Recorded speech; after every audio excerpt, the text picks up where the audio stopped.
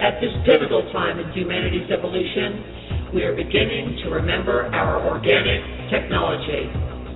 A technology, when used correctly, can create an experience that the majority of people the world over want to live. It is time to use this technology consciously for our own benefit and healing, and no longer unconsciously for our own demise. We are divine creatures, creating both our own personal and our collective experience, moment to moment. We invite you to join us in a reawakening of this technology through experiment and experience the power to create and manifest. Become part of the 3%. The collective imagination.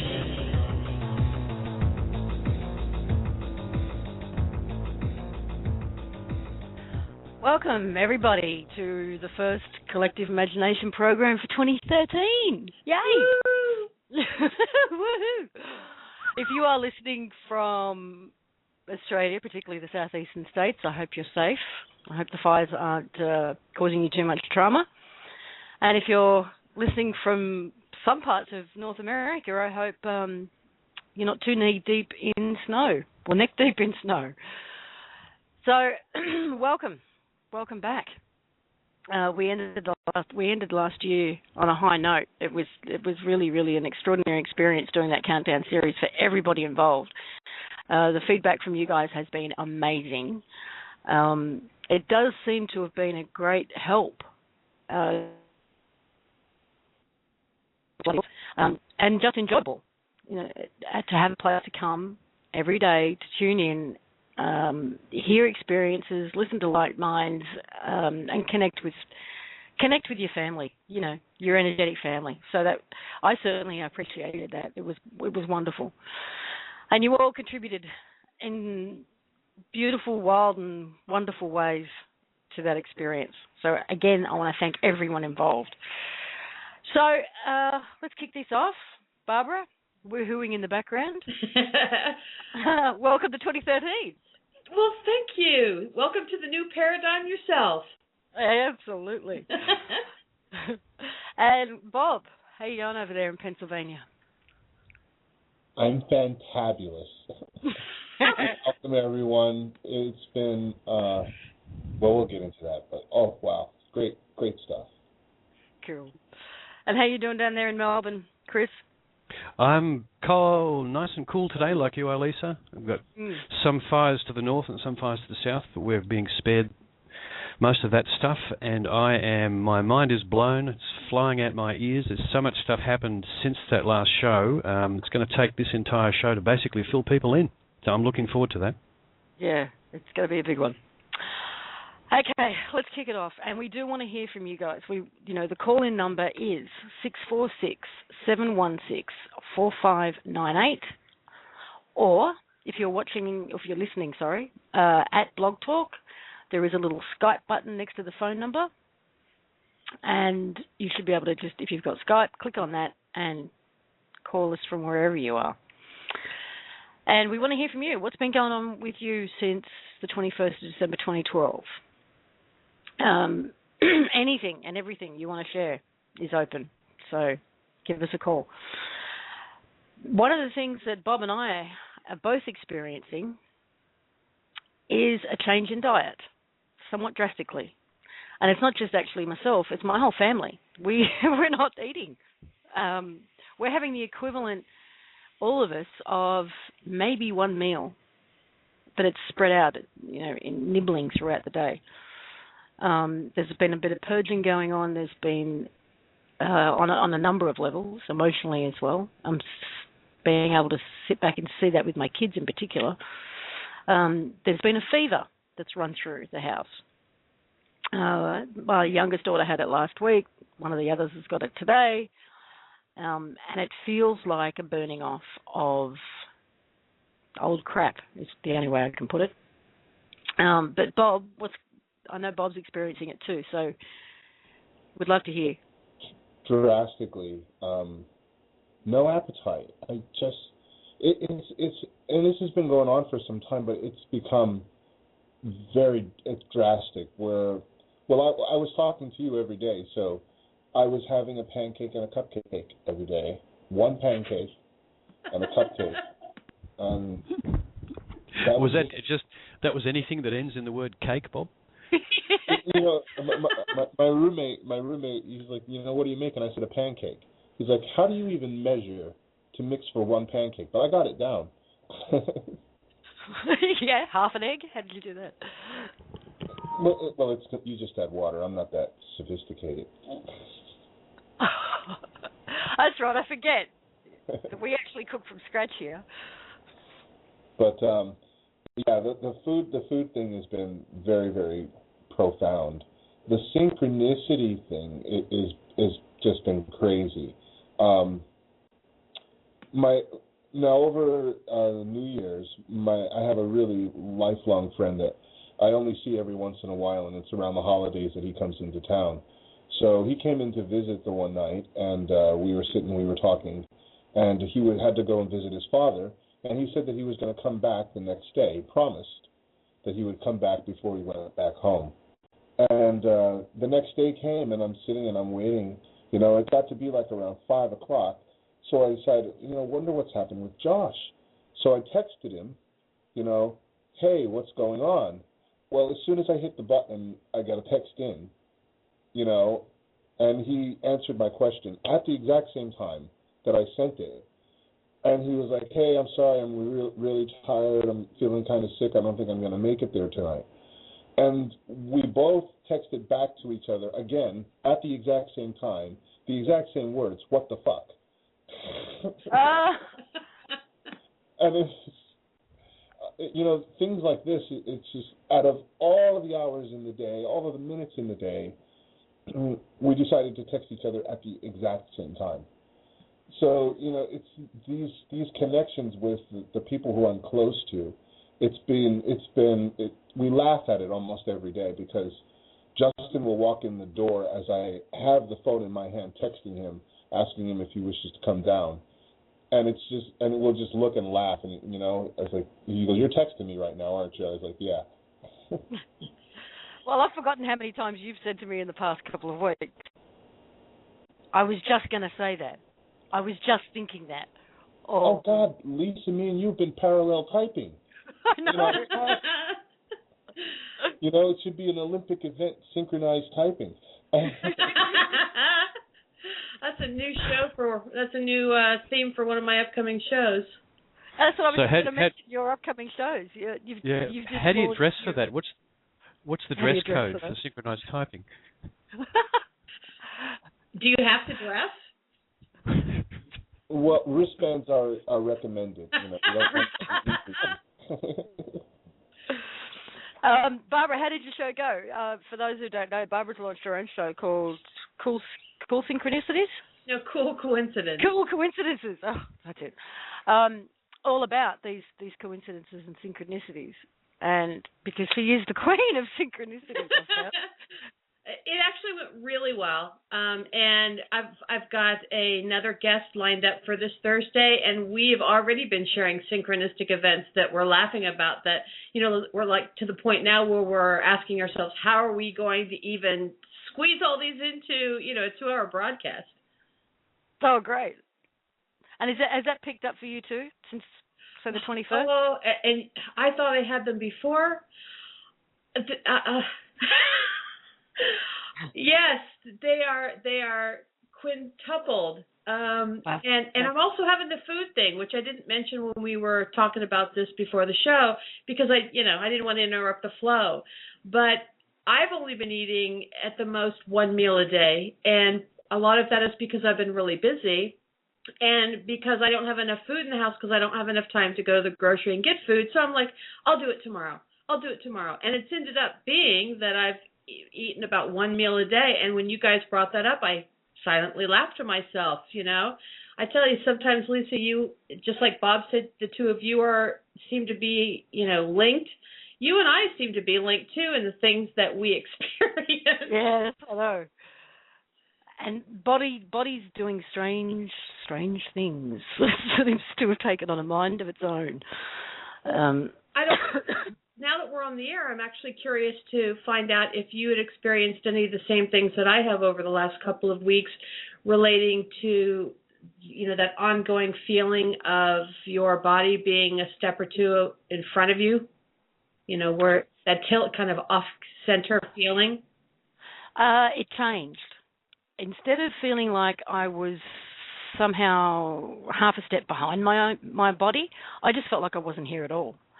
So the last show we did on the 21st, I had a party that afternoon, and there was, as the day wore on, I just felt a shift within myself, and I knew I was looking at a couple of weeks of holiday, which was, so I put it down to all of that, finally having some time off. But then as the days wore on, I was just less and less here, is all I can say. And I wasn't anywhere.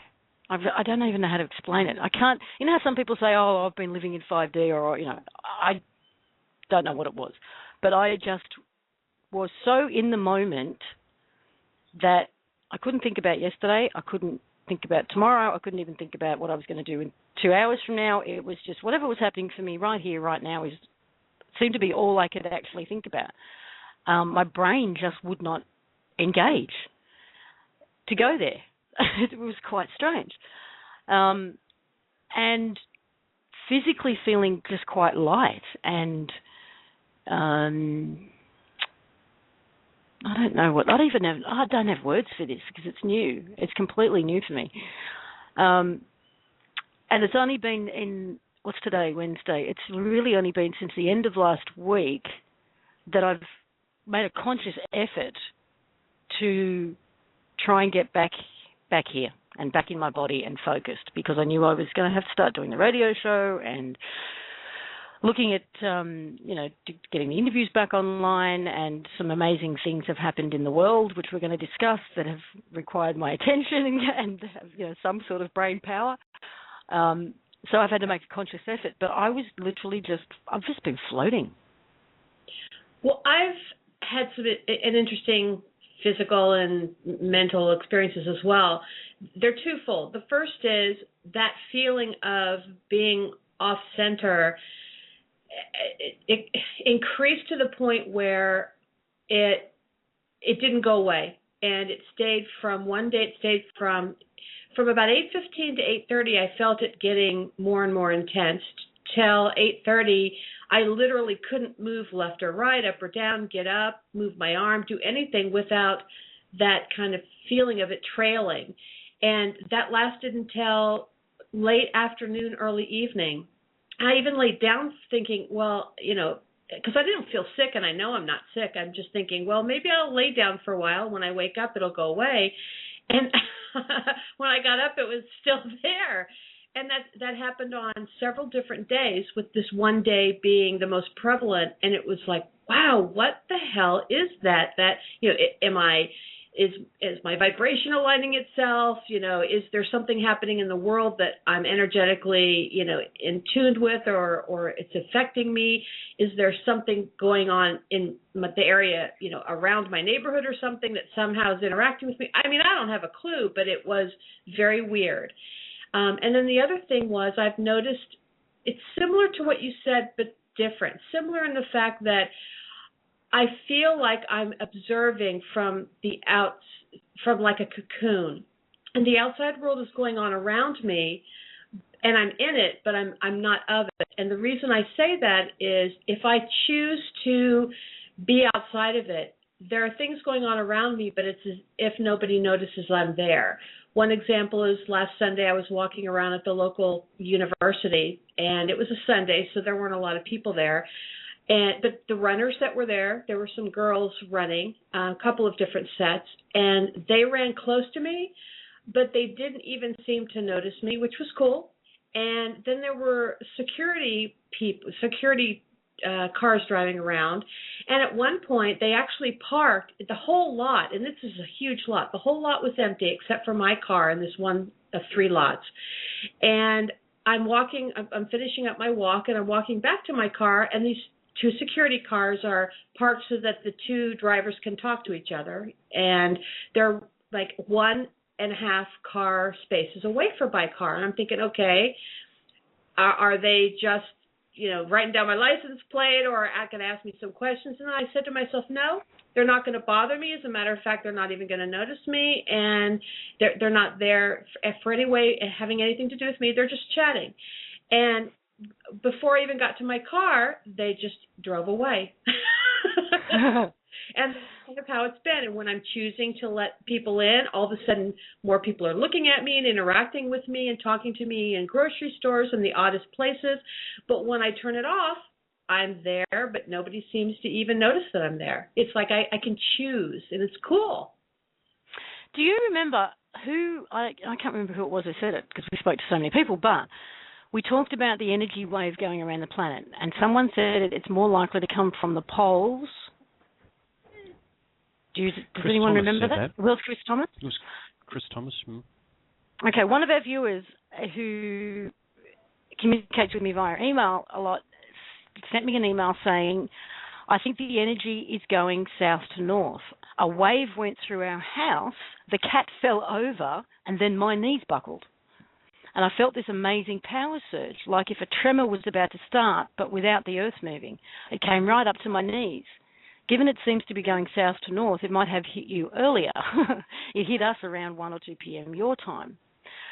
And then that was followed up by, and I believe that was on sort of the 21st, 22nd, spiritual waves are still crashing over me and out of me and into me. If I had spiritual bathers, I lost them days ago. So some people are experiencing these energy waves physically. Yeah. Because that's the most beautifully put that I've got. But, I mean, other people have commented and sent me Facebook messages and whatever. I'm not going to read them all out, but I picked that one because it was very succinct. So I know people are also feeling these physical energy waves.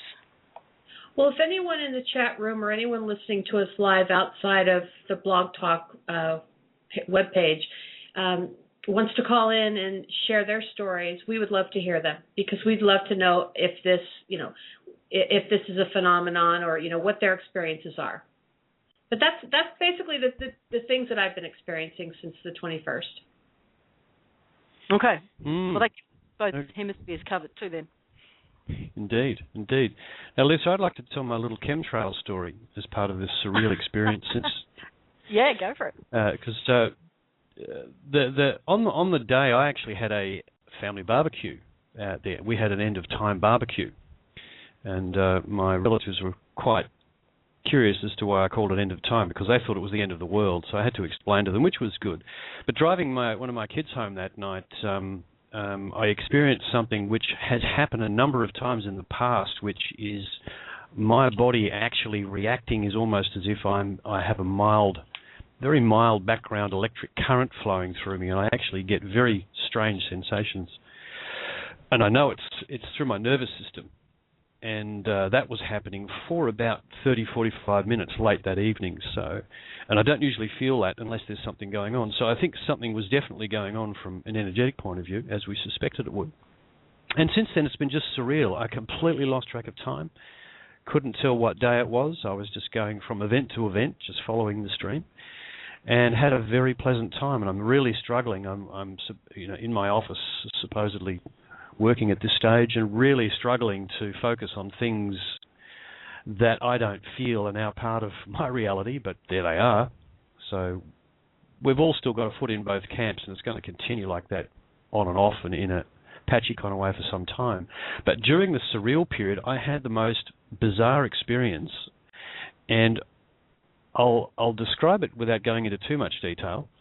But I was reversing my car out of the driveway, and it was a very, very clear blue sky day, just before 3 in the afternoon. Stopped the car to hit the button to make the gate close. Looked up, and there in the sky is a chemtrail plane, which looked like it just been started spraying maybe for a minute or two, and it was about a third of the way across the sky. Not quite 90 degrees up in the air, but maybe 35. And I said a few Australian expletive deleted type descriptions because I hate those things. And it seemed a little fuzzy and a little far away. It wasn't quite right, but we get these chemtrail incidents in Melbourne where on a clear blue day we'll get a giant white cross put in the sky by these lovely things from horizon to horizon, east to west, north to south.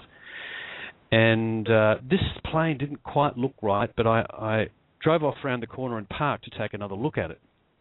There it was. It seemed to actually be a bit sharper and a bit closer, which I didn't really consciously think about at the time, but I did note. And I looked at this thing and I just wanted it to go away. I just thought, I'm going to tear you out of the sky. And I sat there mentally doing that for about 30 seconds, and I thought, no, I'm just going to unmake it. I'm just going to take it out of reality. And I gave it some velocity, as Michael Monk likes to put it, some real energy, because I was really so annoyed to see it there. And then I just kind of snapped out of that because I was driving up to the shops to get more food, and I had to ring my brother on the way, which I did. I got to the shops. I'd finished with my brother on the phone. I picked up my phone and got out the car. I was punching up the buttons for my friend Mad Hatter, whom I've shared a couple of chemtrail experiences with over the last few months, where we both look at the sky. We're in different parts of Melbourne. We look up and say, yeah, look at those, what's in the sky. And I looked up, and the plane and the chemtrail were gone, completely gone, nothing there, clear blue sky. And I walked around in circles for about 30 seconds, kind of with my jaw on the ground, then left a crazy message on Lisa's phone because it was gone, and it remained gone. It was just gone, folks. It was 11 out of 10 on the weirdest shit-o-meter, and I'm still shaking my head over it. But it was kind of proof to me that something had really changed. And what can I say? It was the middle of the day, and I'm not a person given to seeing things. Gone in 60 seconds, as someone just wrote. They've experienced it too. Yeah, and look, it took literally. It was about, by the time I sort of drove off to the supermarket, maybe 3 minutes. So there's manifest or demanifestation for you. Now, in thinking about it and talking about it with others, did I remove it from reality? Maybe. Were other people around Melbourne looking at it and feeling as emotional about it as I was? Maybe. Maybe it was just some dimensional bleed through that I happened to observe. I can't give a hard and fast answer, but here 1 minute, gone the next. Pachung, done. Amazing. Dimensional bleed through. I want you to describe what you really mean by that. Well, this comes up in Cliff High's stuff. Is that the one of the things that appeared in his data and has for a while is that as call it the thinning of the veil, the shifting of the energy levels, because it's not uniform, not even, as the impression that I'm getting, and that we're kind of drifting in and out of different, the different energy levels, and at some point you'll half observe something that's actually happening in another reality, and then it'll be gone again. And there's been a lot of stuff that's been described as visitations by ghosts and other weird things that have happened over, forever. People have described these things throughout history, which is probably some form of a window, a thinning of the veil between us and some other reality, where suddenly you get some bleed through and you can either see things or you experience things. And, okay, that might explain something. I think I mentioned it. Oh, sorry, Bob, go. I recall an incident in China where there was like this whole city that appeared in the river. I don't know if anybody's seen that video, but it was right there. You could see it. It looked real, but it was in the middle of the water, like there was a whole other city there. No, I haven't heard of that. Try and scrounge up a link for that one. I'll find the link. I'll put it in the chat. Yeah, we have a caller, and before we bring him out, I just wanted to say that it could be the explanation for what I'm experiencing. In that, that where you see things out of the corner of your eye and your peripheral vision, you get little images or flashes. That's happened periodically throughout my life, I guess, but not with any consistency. But towards the end of last year, and I think I did mention something on the show about it, that's happening more. Well, it's happening all the time. All the time. Yep. I'm sure someone's standing next to me. I'm sure someone's walked past the window. I'm just sure. And I look and I go, I'll go and answer the door because I think someone's walking up to it. Or I'll turn around and go yes to thinking that one of the kids is standing next to me and there's no one there. It's happening all the time. Yeah, I'd love to hear. You just reminded me of that with the whole dimensional bleed through. Yeah, I'd Lisa? love to hear if anyone else is having these experiences. Me. You? Okay. Oh, really? Cool. Yeah, the flashes out of your peripheral vision, and that's been happening to me in the last week, and I keep looking. I keep looking. It's like, what is that? What is that? And I look and I can't catch it fast enough, but then it happens again and again, and I'm like, okay, was there a reflection? Trying to logically explain it, and I can't. And so I know something's going on. I just can't define what it is. I just chalk it up to all the other oddities that have been happening lately. And you did mention that on one of the countdown shows because I remember it distinctly. Well, there's an armchair right behind my couch, and usually it's like the best seat in the house. So whoever is visiting usually is sitting there, and I have been, I could always, you could feel when somebody's there. Over and over again, I'll sit there and I'll swear that Jason is sitting in that chair, like I could feel him there, and I'll look and there's nobody there. Did he come and sit down in it in a few minutes' time? Are you pretty? Yeah. It's crazy, and you know what? You can actually feel when you shift from the one dimension to the other, because I was spending all of this time in this completely other reality. And I don't know how to explain it. It's just that you're in this completely different state of mind. You're just at peace, and you're just I can't explain it, but you know what I'm talking about. And somebody snaps you back into the 3D reality where and I would get angry. Yeah, but you can't stay there anymore, can you? Yeah, it's just like, oh. Why do I have to deal with this now? Like, and I apologize if I snapped at anybody. It was I don't know. It's just so nice being there, and you feel like you're not here until somebody brings you back, and then you realize that you've just returned. So people in the chat room are having the same thing. I've felt people behind me many times without anyone being there, but definitely a presence. Diane, I speak to the images because I feel it will strengthen the process or speeds up the process. Cool. Love Silly. I'm so glad this is being discussed. It's been going on with my grandson and daughter for 3 days. Wow, intensely too. All right, we do have a caller. Let's bring him out and hopefully get a cool story. 541 area code. Your mic is live. Hey everyone, this is Tony from Oregon. Hey Tony from Oregon, Tony. how you doing? I'm doing pretty good. I just have to throw my hat in the ring with all you guys. I've been experiencing many of the same things that Bob and Chris just discussed throughout the year and beyond. So I'd say for about a year and a half now, I've been experiencing things like that off and on. But I do have a timely story that kind of fits in with Chris's chemtrail story, if you want to hear it. Yeah, please. Absolutely. I actually had posted this right after it happened on the Collective Imagination site. So you might have had a little bit of a backstory of it or heard it a little bit. But essentially, that night I was playing around with Dr. Greer's ET Contact app on the iPhone. I don't know if you've heard of this. Yes, and I'm so glad you called in. Thank you. I love that. Yeah. Right. Well, and I was just kind of curious about it. It was $8. I don't know if I can really suggest it to anyone, but nonetheless, I was messing around with it, just kind of listening to the different tones and things that it has included on there. And one of the things it did have was a recreation of the Fibonacci sequence in tones. And if anyone's ever heard the Fibonacci sequence in tones, it just sounds like this really psychedelic calliope going off. so I'm listening to that, and as I'm listening to this really kind of surreal, barely music type of thing, I'm getting all these memories, just of being a kid growing up in the 70s and 80s, and all the different weird things. Even they showed us on shows like Electric Company, 3-2-1 Contact, and Sesame Street.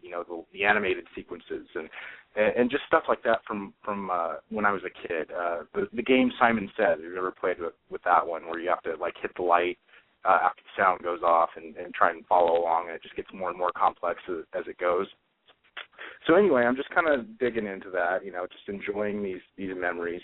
And I close my eyes and I start to relax. And then right in front of me, I begin to see this image of, like, halfway between what you would think of as a really dark, sharp shuriken and the shape of an ice crystal. And the clarity is really, really just high definition. But very dark at the same time, as you can imagine from looking. If anyone's you've all looked inside your eyelids, well, so you know what it looks like when you close your eyes. But imagine that right in front of you, you have just this vibrating sort of snowflake picture right there, and it's just vibrating with the music. The edges are just like shaking with every little beep that's going off, and that starts to zoom back, and it turns into what looks like this endless line of the flower of life just going across the sky. And I'm just kind of, amazed at seeing this. This wasn't the first time I've had some sort of vision happen like that while I'm awake, but this was definitely one of the most interesting. And as I'm watching this, it turns into like this grid going all around the Earth. And then out of the corner of my eye, I noticed this really, really cheesy, like animated, not even animated, more like a vector graphic of an airplane, a cartoon airplane, just kind of like going across the sky, and it's spewing out all this silvery stream of, some sort of material. And just like Chris, I get kind of annoyed because I don't want it there messing up this vision I'm having. But then I realized that every little particle that's coming out of the back of this plane is joining in this vast web that's going across the sky. And I feel more connected to it. I feel it's more connected to everything around it. I feel that, everything that's happening is just boosting our own broadcast signals. Our own realities are overlapping through this. And, whether or not that has anything to do with reality, I think it's interesting to present a different perspective about the possibility of chemtrails. We don't really have the true motives behind why these are happening or what they're for. We just have a lot of speculation and a lot of fear. And sometimes I think in being able to release certain things that are holding us back, it's good to be able to look at it from a different perspective and say, well, maybe the people that are doing this have some sort of higher purpose for it that we just don't fathom yet, and they're not willing to come forward and say, yeah, we're doing this to strengthen the grid or whatever, because that sounds crazy, just like we all know that we've experienced things that sound crazy, and we've kind of found each other in this way that we can share without fear of judgment. Boy, I have so much to say. Can I jump in, Lisa? Of course. I am so glad you called. Did you know that I had a synchronicity with your post? I imagined you would. At this point, I just figure whenever I put it up there, something's happening with Barb. So. Well, after I don't know how long it was, but sometime later that day, I actually was watching an episode of The West Wing on Netflix, and the president, played by Martin Sheen, said something like, the Fibonacci move. Nice. And I grabbed all that, and I actually put it as a post on the Cool Coincidence page because I'm tracking a few of them, the more interesting ones. And then I had a second related thing. It's not a sync, but it's related to what you did. I was so curious about what the Fibonacci music or tone would sound like that I went out and tried to find something on YouTube or something, and I actually found a couple. One was literally a tone made up of several chords, and the other one was a link to a piano playing the Fibonacci sequence in kind of like a scale in a song. And both of them are really interesting, and they're in that same post that I'm talking about. But the cool thing is that I took the piano scale and I actually used it as background for a video that I do for one of my clients every week. He's starting a new series, and I used it as the background. I just wanted to see if the use of the average person would have no idea what it was. They would just hear this beautiful piano music. Mm-hmm. And I wanted to see what impact it would have. And not only did that particular video, which was just posted a few days ago, not only did that get a record number of views in a shorter period of time, he has received 2 contacts from that. One of them is he does this thing called covered call stock investing. And one of them was from a publisher in California who wants to do this really cool book project with him. And the other one is from a gentleman who wants to do a vlog series with him. And both of them have really high reputations, and they just came out of the blue, and both of them said they happened to hear about him because somebody sent him that link. So that Fibonacci scale and the Fibonacci tone have some amazing alternative ramifications in this world as well. And then the final thing is, on the YouTube video that played the tone, what I noticed was that when I turned my head, some of the chords could be heard and some of them would go away. So depending on where your head is placed, if you move it around while you're listening, they actually, they fade in and out. Different chords can be heard. And I thought, gosh, that's really fascinating. So thank you so much for posting that and for making such a fun impact in my life in these last few days. Well, it's amazing to see how literally we are connected. I posted something and that inspired you, and that inspired someone else, and so on and so forth. And we begin to see how simple it really is. Although we have all these complexities in our world and in our universe, sometimes it really is as easy as just smiling at someone or sharing something or whatever, and that's really what my hope is. Anytime I call in and get my courage up and share something that I've been through. And I want to also, before I take off, I want to encourage everyone, if you haven't been lucid dreaming, please get into it. If you need to figure out how, Google it. Ultimately, it's not as hard as people make it out to be. I think it's become much easier over the past year, for me anyway, and I've heard that from other people too. Really all it comes down to is getting as comfortable as you can and just being aware and observing what happens right in front of your eyes. And pretty soon you'll be getting into the dream state in an awake, explorative phase instead of getting stuck in this scenario. For example, we've all had the waking up and you're in school and then suddenly you're in your underwear while you're trying to give a talk or something like that. I think the goal is to get out of that phase, because I have this feeling that when we dream these negative dreams, we wake up in a negative state and we don't know why, because often we don't remember it. And so the more lucid we can become, the more aware we can become of our dreams, the more we can play. The flip side to that is it can become so amazing because once you really get into dreaming, it's a fully immersive holographic experience where your sight, your sound, smell, taste, touch, everything is reproduced. And the implications of that are pretty huge. And a lot of times we just kind of, push it to the side. Dreams, everyone has them, whatever. But I feel like one of the things that's happening is almost like space is folding, and the dream world and the real world are starting to merge little by little. And those of us who are gaining that ability to go into these lucid states and make observations and come back and share what we're experiencing are then seeing things happen in the physical world that reflects the dream world. Tony, don't be frightened to name names, because if someone out there has done some really good work, then let's support them. Is there someone or someone's work who does? I'm sorry, I'm talking over you. Go ahead.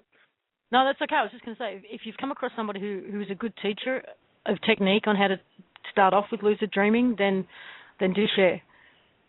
Well, I'm working on a paper myself to take my observations and my experiences and put them into as simple terms as possible. And once I get that to a level where I think people can work with it easily enough and understand, and I take all the, the inside stuff. You know how when you're putting something together, sometimes you do stuff automatically and you forget about it? That's what I'm trying to cull out. So there's a process to it. But I really think it's going to be an individual thing for everyone. I sometimes, when I'm laying on my back with my hands folded across my chest, that's one of the easiest ways to induce the state. But then sometimes the discomfort from being in that position overrides any kind of benefit you might get from it. And I've had just as much experience being on my side. Sometimes you do fall asleep and then you wake up in the dream state and then you go, okay, let me make some observations. Where am I? How clear is it? How sharp is it? One thing I would recommend to people is get in the habit of trying to fly the first thing you do when you wake up in a dream, especially if you're outdoors, because that will free you almost immediately from whatever scenario your mind has put you into, whatever kind of negative feedback loop that you're trying to work through. And I really do think that dreams are for that they bring up old memories, old things, old fears, old paranoias, and it allows you, once you figure it out, how to work with it, it allows you to go into that state, experience that almost as if it's a different timeline, and then release the negative energy towards, specific things. I think a lot of us really have, believe it or not, PTSD from being in the public education system. All that kind of the mockery and just the way the social system works and how it kind of eats itself. And then when we get out into the real world, we still haven't dealt with all those negative things that happen to us, especially those of us who had, bullying experiences and things like that. And so we spend our nights trying to get through it. And from my standpoint, we're spending a third of our life in this state. Why not make the most of it? I seem to be going through a period over the last 4 or 5 months of not dreaming at all. It's like I'm sleeping so deeply. When I wake up in the morning, I've got no idea. I do wake up with that sense of exhaustion, like I've been really busy, but no memory. And it's just, how do I kickstart off? Can you, is there any tools for trying to get back into the dream? Yeah, well, I can share with you that I went through that for a long time. And for me, it was very specific. It was whatever work I was doing, whatever repetitive job I was doing during the day, I would go home, lay down, and instead of sleeping naturally and having a dream, I would all night long basically hallucinate that I was repeating the actions of the day. So, for example, when I was an electronics salesman, I would be trying to sell TVs to invisible beings all night and keeping my wife awake, so my wife's waking up and going, hey, you're trying to sleep. And then you get embarrassed and all that kind of stuff. So, but during that time, same thing, I would wake up exhausted. I would feel like I wasn't getting any rest. And the thing that helped me the most, believe it or not, was medical cannabis. And that allowed me to go back into a dreaming state. And through that, I was able to heal that. But it was definitely one of those situations where it was just a negative cycle. You just can't continue doing the same thing that you've been doing every day. And I think that's kind of a sign that we weren't designed to be that way. If we keep keeping those echoes up as we sleep. I'm sorry? I thought pot stopped you from dreaming. Not me, and the thing is, these are all tools that are going to work differently for different people, and I think cannabis is definitely one of those. Some people report they get really paranoid on it, and other people report nothing but good things, and in my experience, there's a definite relation to how you feel about it and how you are in that state. If you feel ashamed of it or you feel like people are coming to get you, you're going to probably experience paranoia. If you treat it as a spiritual thing and as a medical thing, as part of your health, then it reflects that exactly. So you can either be a person who is just stuck to the chair and can't even talk, or you're going to be a person who's going to be inspired. I guess it depends on the pot, too. Right. Well, there are different strains and things like that. But I don't want to turn this show into a different altered substances. I don't know. You'd be talking Bob's language. Yeah. all I can say is that in my experience, it's been nothing but positive. I was a teetotaler before. I had some medical issues. I would never touch it, and then one day when I was really suffering and having epileptic experiences and things like that, I was talking to my mother, and she was like, have you ever thought of just going into the medical marijuana industry? Because I know you're trying to get into, see a doctor, and I was living in California, so it's really, really hard because of the population explosion down there.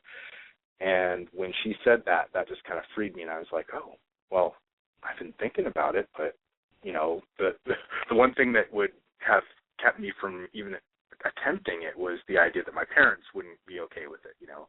That would be another thing that I would be ashamed of, you know. And so when she said that, it freed me, and I went in, did everything legally, went in and got a card, talked to a physician, and it really helped all of the symptoms that I was experiencing, from chronic pain, from old injuries in the martial arts industry to, like I said, seizures. And so I can recommend it from my own perspective, but I've also heard from people who are just like, oh, man, I had the most horrible experience, and, you know, so to each their own. You know, you brought something up, though. Oh, sorry, Barbara and Bob have both got something to say before you go. No, I just wanted to say, if you're interested, a very close friend of mine, his name is Reese Jones, and if you put his name in on YouTube, you'll find a whole slew of videos. He did a whole session on training on lucid dreaming. He's been a dreamer for a very, very long time, and he's got some very, very good. He's a young British guy. Right. I started lucid dreaming a long time ago, and like Bob, I was raised Jehovah's Witness, and because of that, I was led to believe that, not because anyone else was saying it, but just because you expect demons and you expect Satan and all that kind of stuff. So it freaked me out, and I avoided it until I got older and more mature and said, you know what, this is something natural that's happening to me. I want to explore it, and I want to know more about it, and I want to be able to share with people what it is I'm experiencing. And that's when I started realizing how immersive the dream state can be if you are aware of your surroundings during it, and you can actually, you know, feel yourself moving from a state of being in touch with your body into the avatar of the dream. You know, if we could latch onto this and even, you know, make entertainment out of it, if there was just some way, and I do believe that on some level we're sharing these dreams. I just, you know, don't know where those lines lie yet, and I don't have any proof yet. So I'm just going to keep experimenting, and I encourage anyone else to experiment. I mentioned in the chat room when we were doing the countdown that I had been going to a transdimensional hotel over and over again, experiencing that, like a hotel and theme park that's designed to get people used to their abilities in the dream and being able to be in different states of awareness and so on and so forth. And there's different levels. There's infinite floors to this place, and each one goes out into a different environment. So if anyone wants to try and get there and say hi and, you know, find some way to document that you've been there and that I've been there and you know, things like that, that's what I'm looking for, is just other ways that we're connected through the dream. Well, there was a meditation that we did once with Michael and Peter, and I ended up in this crystal castle. And I don't know if you guys remember that, but that's something I have visited before. That's it. There's a place that this big crystal castle that I have visited before in meditation, predominantly, sometimes in my sleep state, and then once during that meditation with Michael and Peter.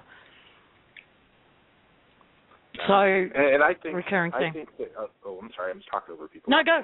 No, you're fine. I was going to say, you know, I think that part of it is in being able to recreate the same experience over and over again until it becomes persistent. Once it becomes persistent, then other people can try to get to that same state and see if there's overlap. Yeah. Barbara, you had something you wanted to add too. Yeah, sorry, I was actually typing something. No, I was just going to say, when he was talking about using marijuana clinically, that interview I was telling you guys about before we went on the air with Susan Sarandon and Eckhart Tolle, Susan said to Eckhart at one point, she said, you know, whatever is the essence or whatever that made all of this put these things here. They put the marijuana, they put the mushrooms, they put this, they put that. And why would that be? It's not man-made. Why would that be if there isn't an intent for us to use them? And I've asked myself that question many a times, blah, blah, blah, but I just thought that was interesting, and she's right. And that goes along with what he was just saying. Well, the more ways we can find that we don't need to play the game in order to find fulfillment, the less the game matters. And, of course, those who are in power want us to keep playing the game. I don't know how aware those in power are that they're in a game. I think a lot of people, once they're in something like that, they tend to go to sleep. I think Congress is a game. The military-industrial complex is a game. The prison-industrial complex is a game. All these things are different games that people are playing. The wealth procurement game, Now, the one thing I just wanted to say before you do leave us, excuse me, is you mentioned seizures. Mm-hmm. And I've shared on the show a few times that I experienced epilepsy as a kid. And I've got a book you might be interested in. It was written by an Italian professor. The only reason I've got it is because his niece is someone I'm acquainted with, and she did the English translation. And when she heard me talk about epilepsy, she sent me a copy of the book. But it's a study of mystics and geniuses and savants, saints, over the years, and they've all experienced epilepsy. They've all experienced seizures, and what the implications are, and what this really is all about. So, if you're interested, I can send you a copy. Oh, that would be wonderful. Okay. Remind me on Facebook, and I'll send it to you there. And just to touch on my own experience with those seizures, while you're going through them, at least for me, there was nothing but fear and pain and lights flashing off and on, and you don't know if you're experiencing pain or not, but it just feels like switches keep coming on and off. But in reviewing what I've been through, reviewing those experiences, that I recognized that there were images embedded in what I was seeing during those seizures. Time would skip and things like that. I would feel electrical shocks, but I would also see high definition images. So it's almost like there's a form of communication going on here. Yep. I experienced the whole thing. I love what you're doing. Thank you so much for providing a forum for those of us who are experiencing these types of things to come together and share. And I look forward to the next show. We love you. Thank you, Tony. Thank you for calling in and sharing and participating. Absolutely. And Tony, one of these days we'll have to catch up and we'll exchange our stories. Yeah, I'll look you up on Facebook and we'll talk about broken childhoods. All right, talk to you later. Bye. Thank you. Bye. Oh, wow. Whilst we're on the subject of Dreamtime, and Lisa will know where this comment comes from, there is a concept kicking around that as far as the human consciousness is concerned, the point where we all connect, that we can point to and say there's evidence of the collective imagination, is Dreamtime. Because according to this character that Lisa and I ran across, everybody is in the same place in Dreamtime. They're just forming their own reality, and they don't necessarily overlap with other people in Dreamtime. But that if you learn to lucid dream properly, you can actually meet in Dreamtime and have any experiences that you want, individually or collectively. I liked the comment about communication. I liked that. Yeah. Well, I don't know whether I've ever shared this story before, but it's a brief one, and I'll do it before we go to a song break. I moved in my 20s. I moved into a share house in Melbourne with a young guy who I didn't know very well at the time, and it was a 4-bedroom house. And he and I moved in first, and like a month later, my brother and his wife were coming back from the States to move in with us as well. So we had this big share house, and there was only the two of us in it. We'd only been there a couple of nights. My room was near the back door, typical old big sort of Melbourne Federation number where long hallway down the centre, and all the rooms come off it. His room's up one end, my room's down the other, near the back door. I sit up in bed and then sort of float up out of my bed. I see him float down the hallway past my bedroom door and out the back door, and I go out my window and we meet in the backyard. We're flying through the backyard, and then we both just take off and go up. And we're flying out in space at this point.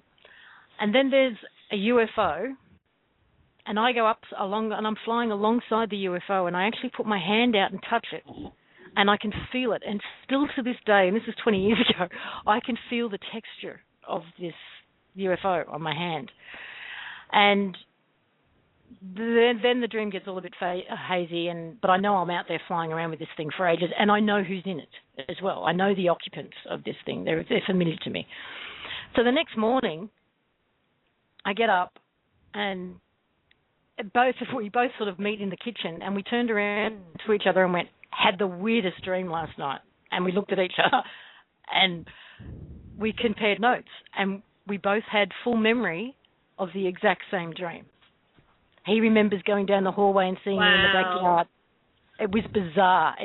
And I didn't know him very well. Wow. It's not like we had this long history or anything. So that was a cool one. Yeah. Now, have you guys ever heard of the Monroe Institute? Yes. Okay, because that's exactly the sort of experience that I've heard described from people who've been to it. It's an institute in the United States where they actually teach you to have out-of-body experiences. And they do it by sensory deprivation. They do it in dark rooms that are isolated from the point of view of sound as well as light. And they teach you techniques to enable you to essentially lucid dream, go out of body, meet your friend in the cubicle next door, and go off and explore the universe. Same deal, but they can actually train people to do it. Now, this is not new. This is stuff that's been kicking around for ages, and it would appear that, are we living in a dream? Is this a dream we're having now? When we dream, are we just a dream? We're just dreaming in a dream?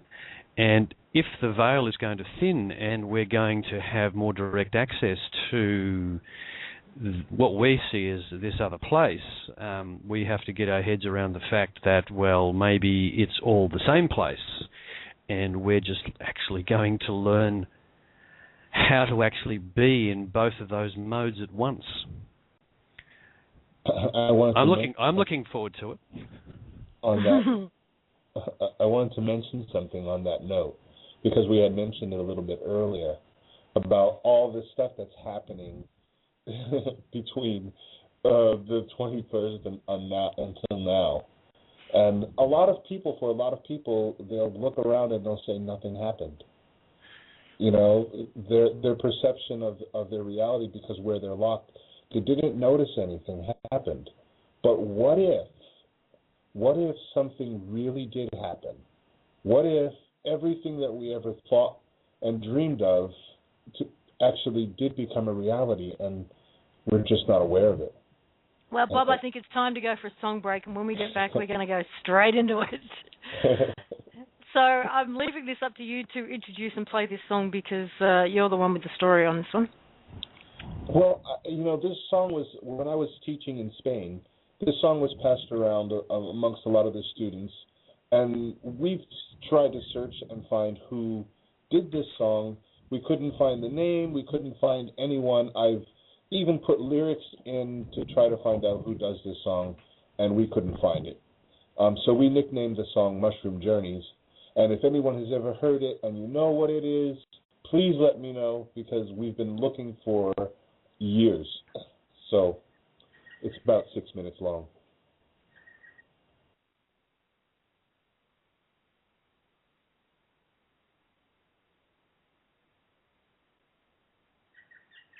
Can't hear anything yet, Bob.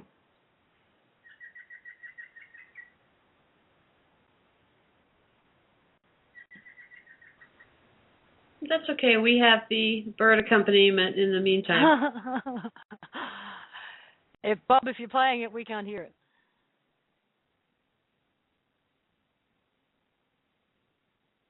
Now maybe even Bob can't hear us. This will be an interesting song break.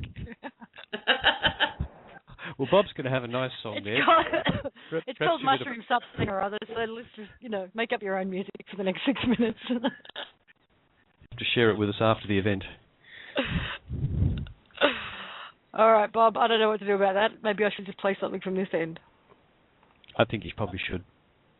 Okay. Yeah, he might think his song is actually playing. Yeah, and he can't hear us. Okay.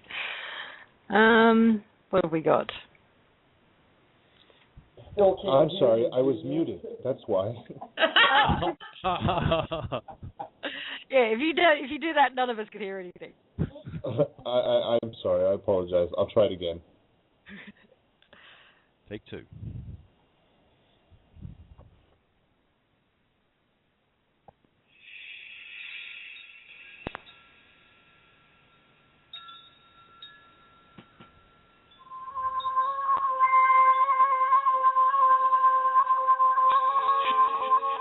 It's very, very easy to be blinded.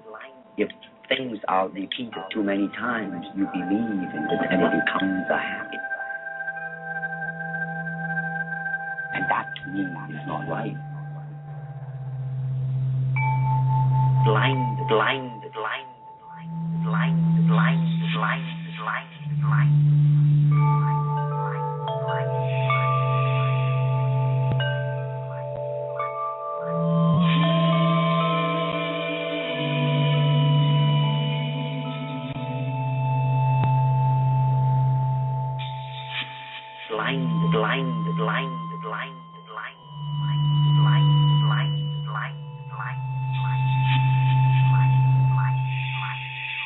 Free breathe, I lose a leaf, plant new seed, numerous new means to realize true dreams, realign new needs, unique keys. We sell seeds of an enemy, enemies in my inner mind. I'm in the midst of them in the mind, amongst the cannibals who call themselves civilized, living lies, giving eyes to the disguised skies, overlooking all the mistimed lives who derive from a mistied kind, hands freed from a mistied bind to rewrite the times, lined with Midas minds who can't see what the inside that guides us finds. It finds timeless rhymes and shines endless time, shines light through the paradigms of the pantomimes of the magpie misers who bear their incisors at wise advisors like vipers, ripers, the apple of peace. So weave what you perceive into material for us to believe, to bleed lust, to be lost at sea. An anonymous anomaly phenomenons made to fight life with their modesty maimed and honesty tamed, a copy of a picture in autonomous frames, in ominous lanes, darkened by a honorless way, that cascade through a maze as nights make days, and so the light fades as the bright shades show in the age from in the page where we incubate rage and imitate plays in alliterate ways. If you realize life relies on lifelines of love's light to ignite inner sight in all of a kind, to shine if you're falling behind, blind in the binds of the intertwined vines of the inner mind's line, sublime to climb high from this village of villains who vilify my vanilla sky. Music is a guide astride where love strives to survive, a force that be to keep the hive alive, which drives light through the lines of lies, replies to the wise, sees through the alibis that survive, hidden in the pulse that we idolize, beside the signs that deny tranquility,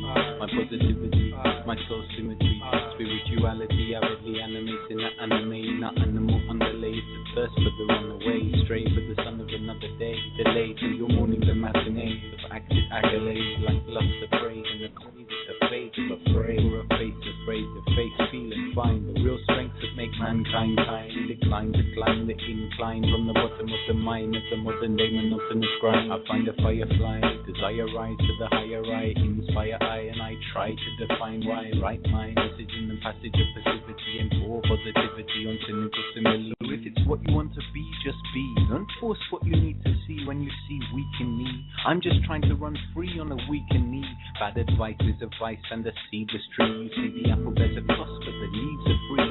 My girl, you're the sun that believes in me. You make similar a second and a century. Cause I trust in the things that are meant to be. But we're a drop in the sea of locks and keys, submerged in the rocks and reefs, under the troughs and peaks. I make my way to the beaches, the sharks retreat upon the raft of the past with the masterpiece. Repeat laughter feast and shine malachite eyes where a kite flies. Cloud color collides, I am the number 9, and I pine for my one to find. and I pine for my one in mind, one in heart, one in time. Under the tides I swim paralyzed, letters from the riverside written to my inner mind. Rise from the minimized, hide from the hypnotized, talk to the victimized, sympathize, empathize. Right. Until we learn to love each other blind. Yeah. Without prejudice, without racism, without hatred, without negativity, without ignorance. Until we see what unites all religions, all visions, all minds, all missions. Until we break repetition. That's what I see. Blind things are repeated too many times. You believe in it and it becomes a habit. That blind is not right.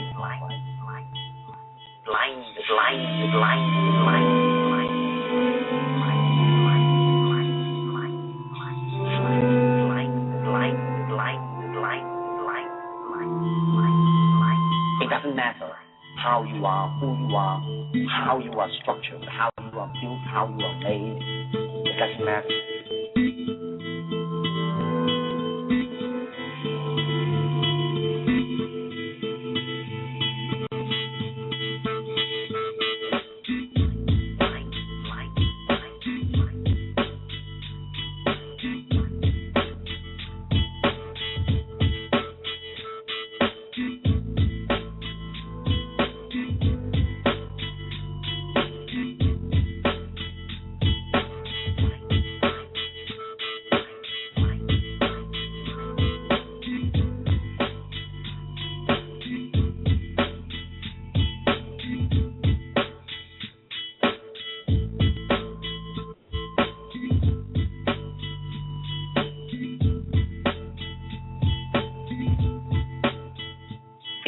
Very easy to be blinded if things are repeated too many times. You believe in it and it becomes a habit. That to me is not right. Oh my God, Bob, I want that. I want it on my iTunes. Oh, I loved it. Is there any way that you can have it uploaded to our Facebook page so that anybody who wants a copy of it can download it?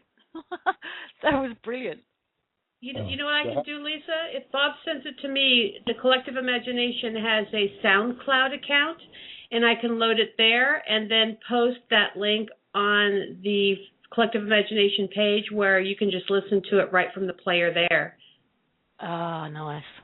You have to thank my students, Toby and Takumi in Spain, because... Well, thank you, Toby and Takumi in Spain, because that was awesome. I can just imagine you guys all sitting around, actually quite stoned in Spain, listening to that song over and over and over again, and probably got to the point where you were reciting it, I would imagine. Yeah, Bob, send me any information you want to make sure I put in the description, and it's yours.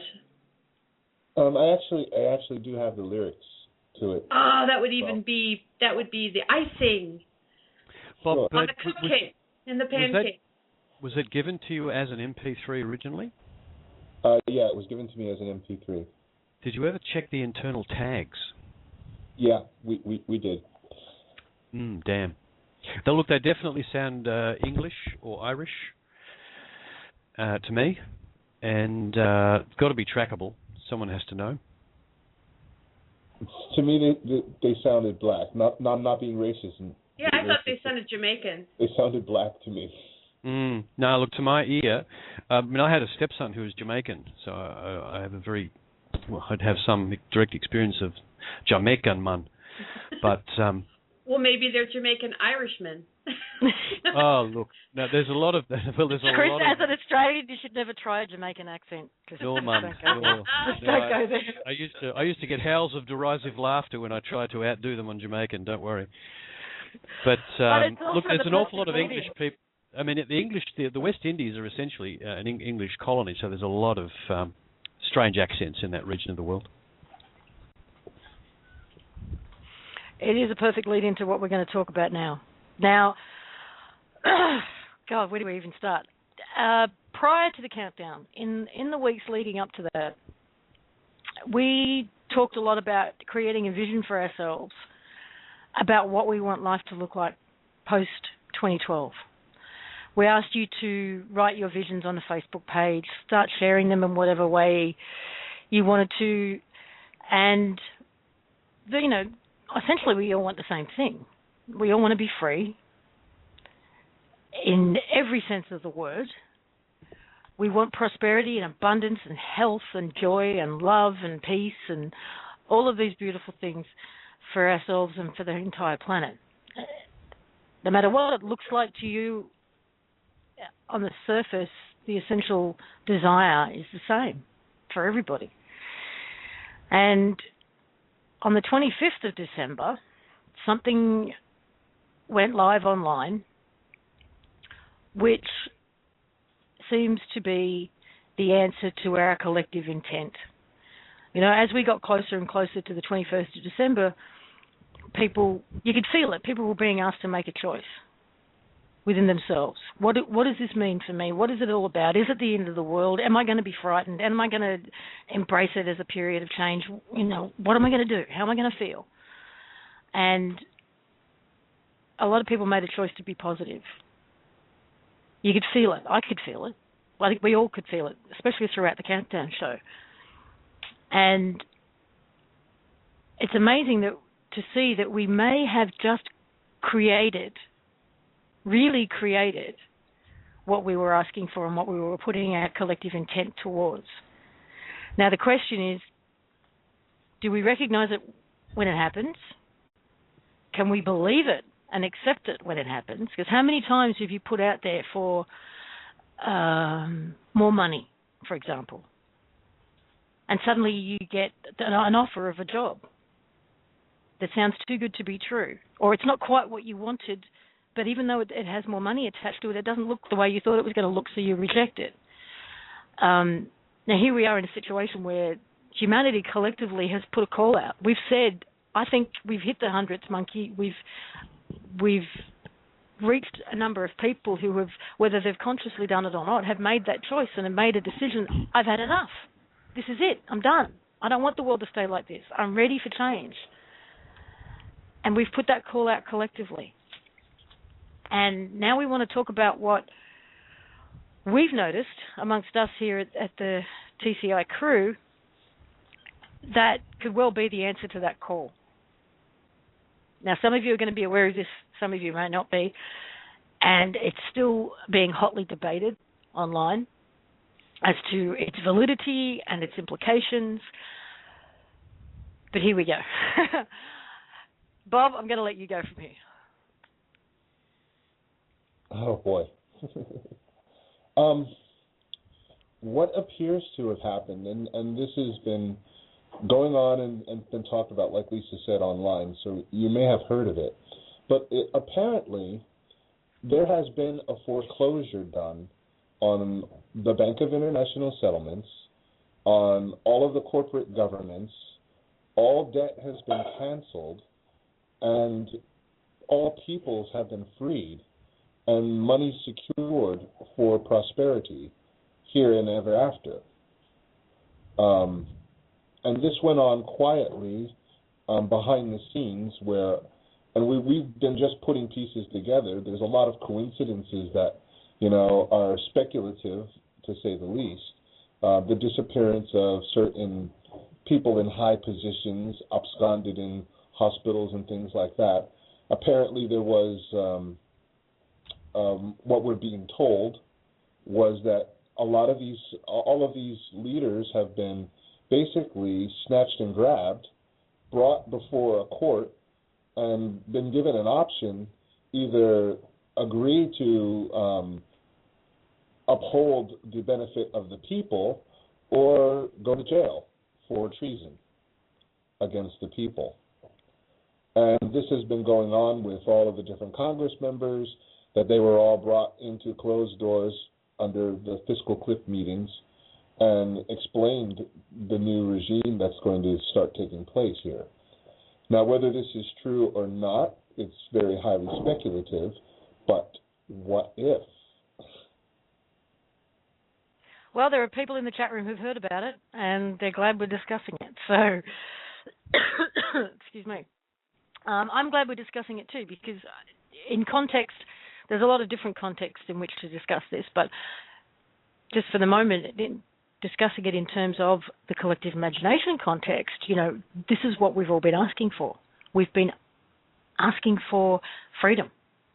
And, clearly there's been a lot of talk over the last couple of years of what that might look like. And, the galactics are going to do it and come and free us. And certainly on this show we've talked about we are the answer. We are the ones we've been waiting for. And if this turns out to be what it certainly appears to be on the surface, then that's exactly what's happened. It is us that has done this. It is us who have freed us. So I wanted to just reinforce that context of the collective intent and how much of it was put on this subject over the course of last year. And then right bang smack in the middle of that end of December 2012 period, it all broke through. So let's give ourselves a little bit of acknowledgement and credit for the intensity and the focus with which we put this intent out. That's what I wanted to pipe in and say. Go for it, Bob, if you want.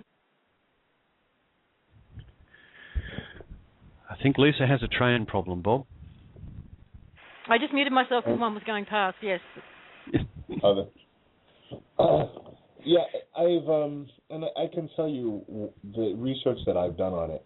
The UCC filings are real. A lot of the documents that they're based on, I've actually looked up the court cases, and they're also real. So it could be that this has actually really happened, and just the majority of people are unaware of it yet. Also included in this whole thing that Obama is no longer the president, and Bonner has been sworn in as interim president until the disclosure is made. So it's one of those things, we've been talking amongst ourselves, and this seems to be the tendency of the reaction. You either get people who react to it and say, oh my God, I'm so happy, and they're jumping up the door and excited, and others who just look at it and say it's too good to be true. And because people have been disappointed so many times over and over and over and over again. And I stopped and I started to think, I said, do you hear what you're saying? You have made out an intention. Something presented itself that fit perfectly into your intention, and then your fear of being disappointed override your excitement of the reality of what's to come, and you get disappointed. And people have become so afraid of being disappointed, I think a lot of times they reject their own creations. But this seems to be something that really is something that's gone through.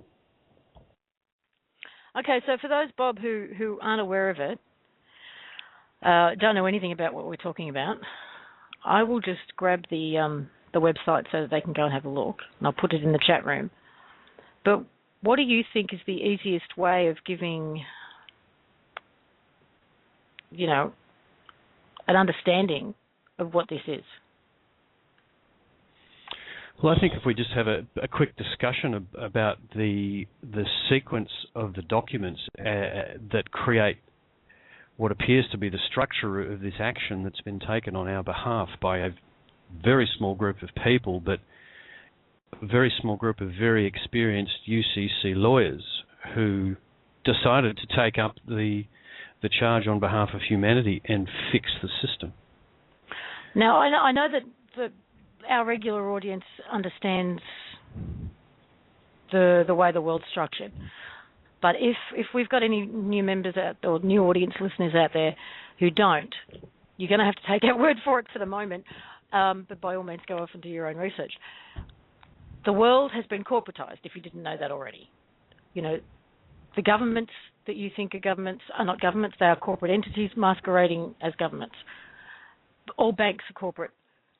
And you can take that right up to the Bank of International Settlements and the IMF and the World Bank and what have you.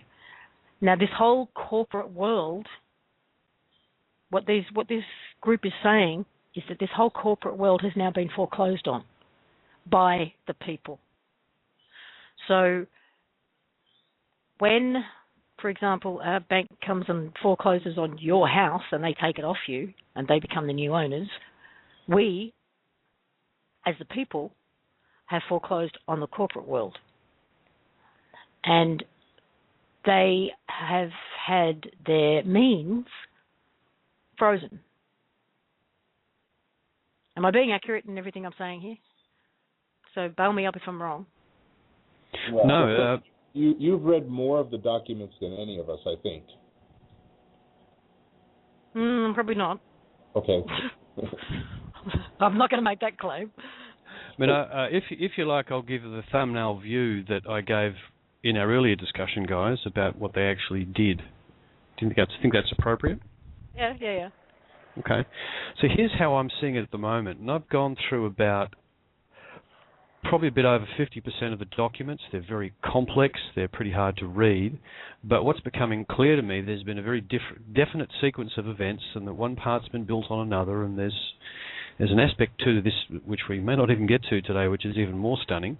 But essentially what they did was they took up the abandoned public trust that was left over from the original Constitution of the United States, which was surreptitiously replaced by a corporate one in, I think, the 1870s or 80s, just after the Civil War.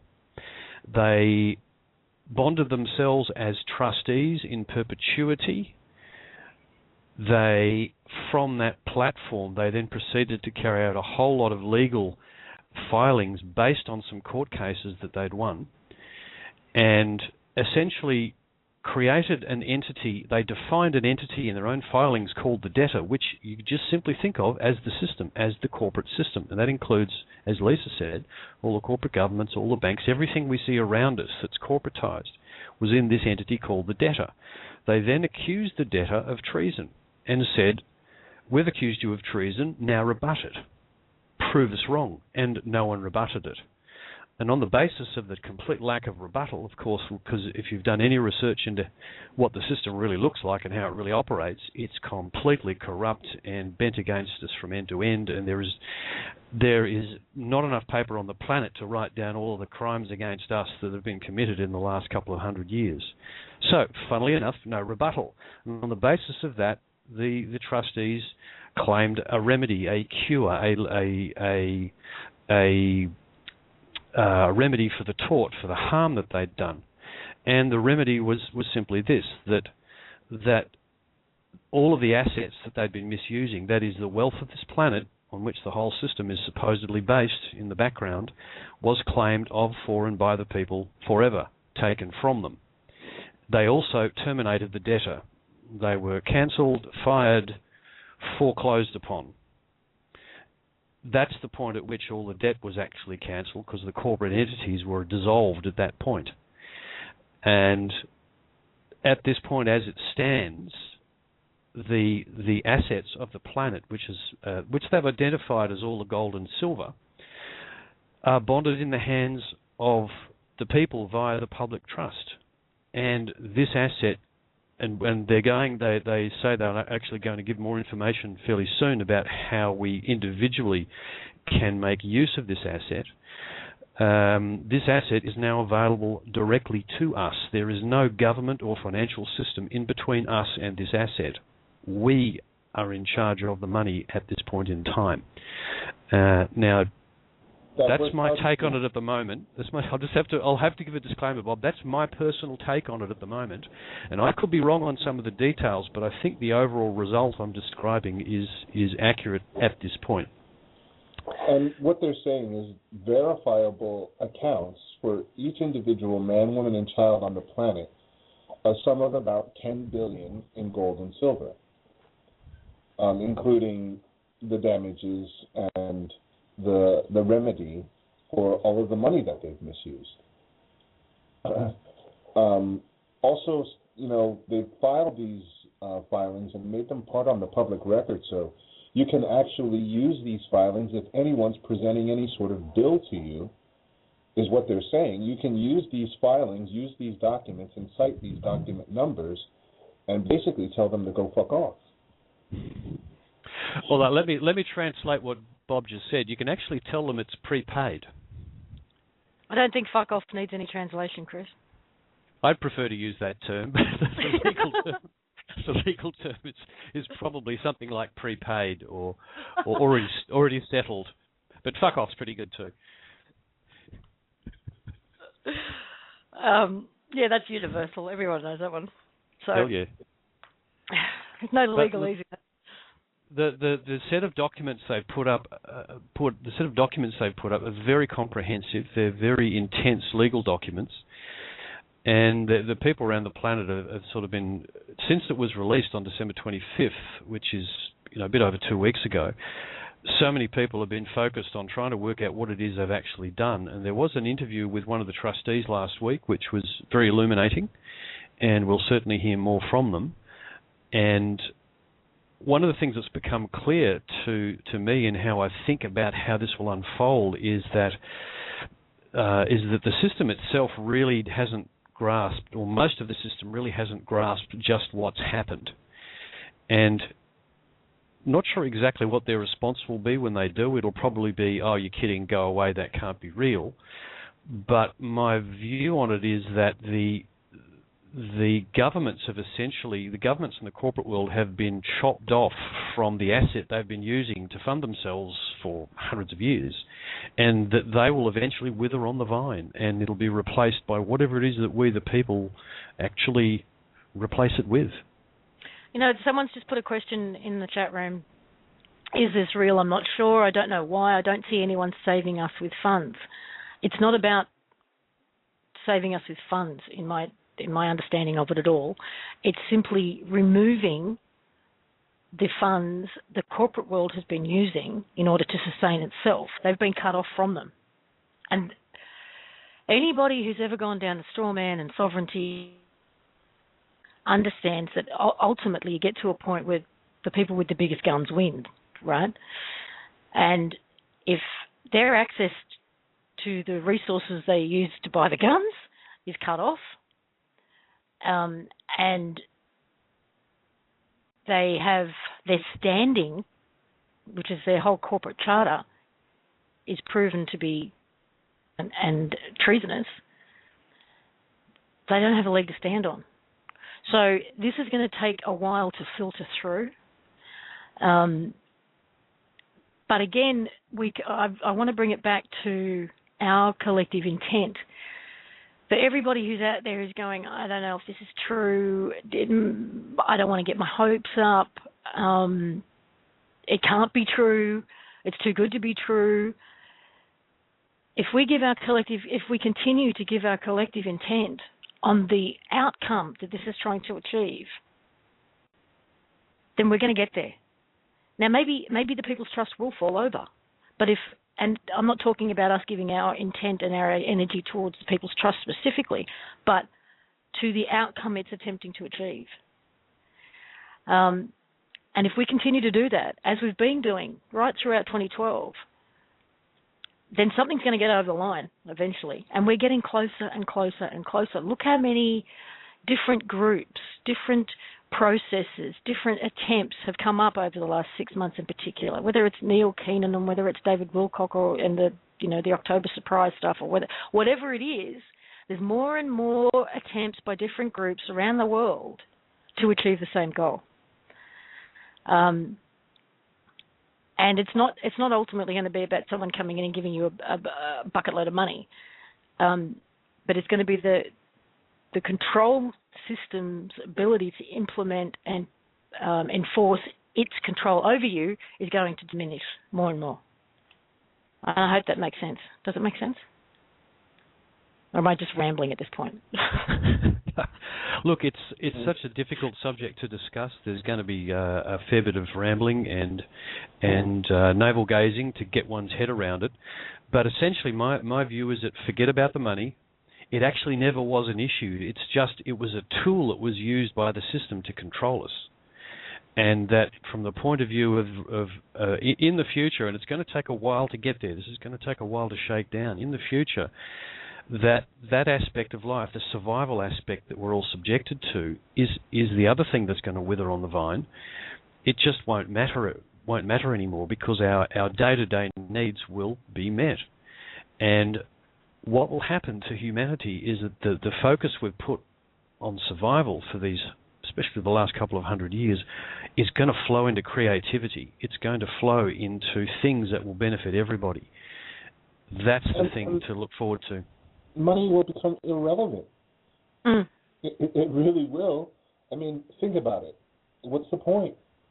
If everybody on the planet's got $10 billion, it becomes pointless. Yes.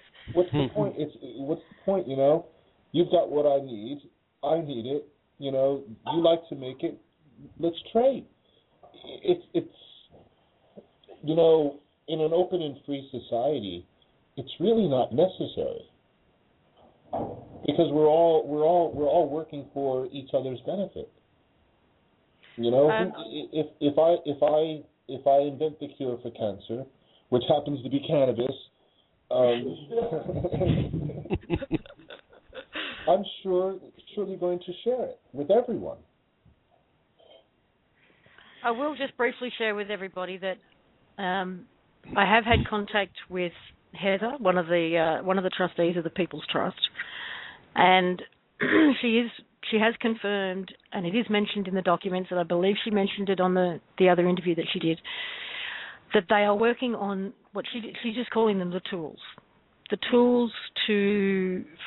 will allow us to start actually having practical tools to implement this stuff for ourselves in our own lives. So that's what they're sort of fervently working on at the moment. Once they're up, and I'm still trying to get a commitment from her, I'd like to have her on this show. I was going to do like just one of my one-on-one interviews with her, but I think this show would be a better forum. And if I can get her to do that, that would be great. But it won't happen until after these tools are online. And there's another interesting element to this. I mean, as another individual I was put into contact with over the last month or so is an individual whose name I can't give you at the moment, but it's apparently the owner or majority shareholder and signatory for the Bank of International Settlements. Now, there's been dialogue between myself and him, and then back between myself and Heather, and, you know, essentially what looks like has happened is the One People's Trust have foreclosed on the Bank of International Settlements, and the Bank of International Settlements predominant shareholder is kicking and screaming and saying, no, it can't be happening. But it's certainly getting a response from him. And this is it's been an interesting thing to sort of be participating in. But, and there's only so much, I've pretty much shared all I can share on that one. But as soon as Heather's available, as soon as Heather's got these tools up online, hopefully we can get her on this program so that we can talk to her about what they mean and how we go about using them.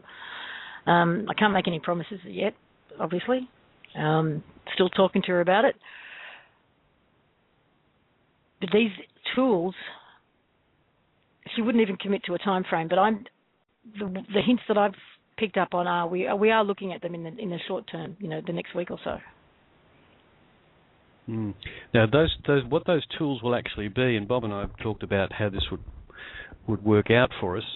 Initially, they'll probably be techniques for clearing all debt,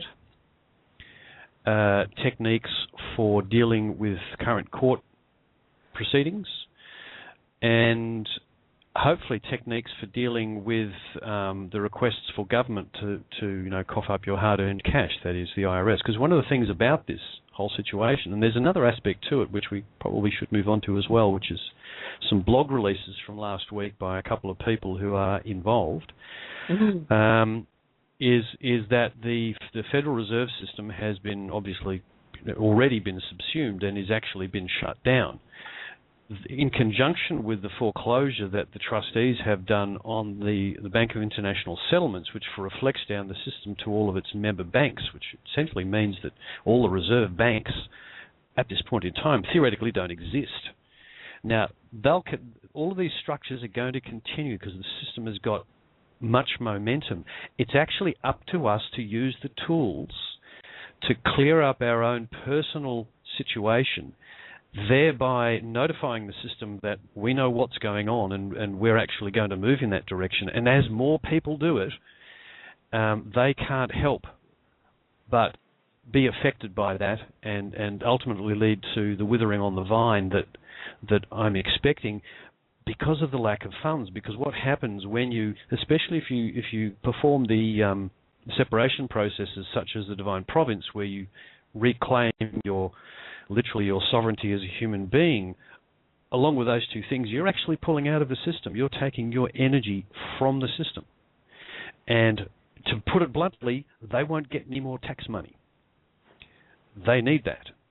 It's their lifeblood. And ultimately, this is going to be a death by attrition as far as governments are concerned. And there is a structure that all the same group of people that as part of this project have actually created and prepared. And we're actually trying to get our heads around that as well, because that's something that could well be in our future. Dead silence. Bob, please feel free to jump in. This is earlier that when you start to think about it, because we've been thinking about it for a few days now since the announcement came out. It takes a while to sink in what that really means. When you really think about it, that means no more borders. There's no more debt. I'm free. It takes a while to sink in. So, now what do we do? And you described exactly, we can start now, if it is true, to start to be free. How is that done? Well, it took from the 25th of December, Christmas Day, I guess, for the first week and a bit, I kept crying. I just kept crying at the drop of a hat. And I was talking to Heather about it, and she said the same thing happened to her when she started to sort of move through all this. We don't really know what freedom looks like and tastes like. Not really. We have glimpses and we have moments, but we've never in our lifetime been truly free. And I've had waves of it wash over me in the last couple of weeks, and it's a very emotional place to go. And you kind of, it's like being taken out of a very small box and being put into a larger box. Okay, that feels great. And you feel free for a minute until you realize where the new boundaries are. And then you get put into a bigger box and you realize eventually where those boundaries are. And every now and then there's this wave that goes over me where there's just no boundaries. And it's an extraordinary, unfamiliar on many levels, but really familiar, very deep down feeling.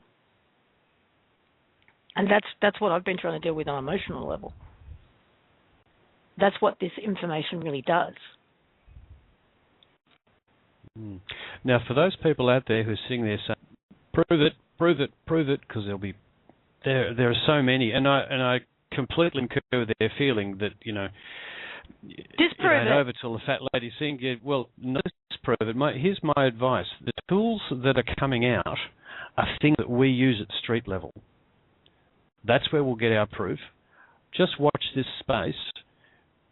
Go over the documents as much as you can. Listen to any commentary about it. You'll hear a lot of people attacking it, saying it's a fraud, it's this, it's that, it's the other thing. I haven't heard any arguments at this point which say these UCC filings can't take effect because of X, Y, and Z. That's what I haven't been hearing. I've just been hearing, it can't be because I haven't heard it from my contacts, or the person who made the very silly comment of, I went and asked, some people who own banks, and they said it's a load of rubbish. Well, it's like asking a gangster if he's a gangster. Try asking a criminal, are you guilty of the crime? Oh, no, Your Honour.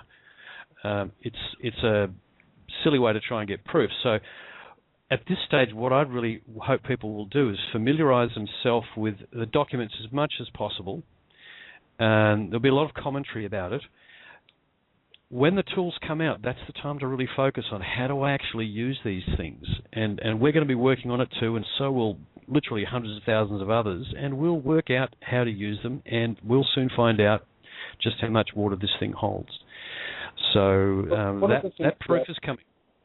One of the things I found impressive was Heather actually allowed her house to go into foreclosure to test it,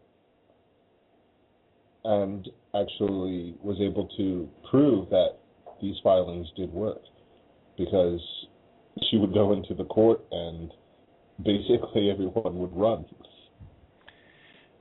Yeah, and I believe it was done under a deceptive acts and practices approach in court, using these filings as the proof, because the accusation of those deceptive acts was never rebutted in the filings.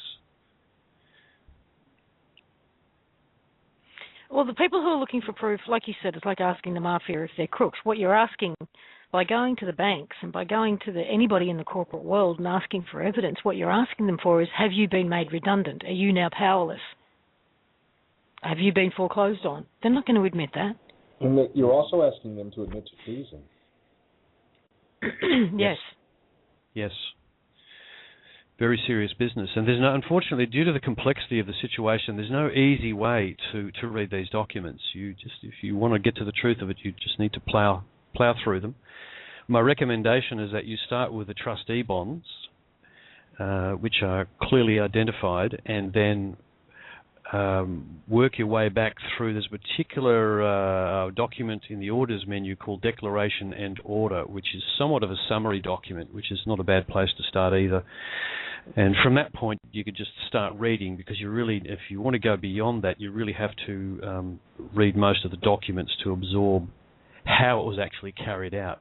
Now, like many things, we don't need to be looking under the bonnet unless we've got we've got an affection for watching machinery at work. So you don't necessarily need to wade through all these documents.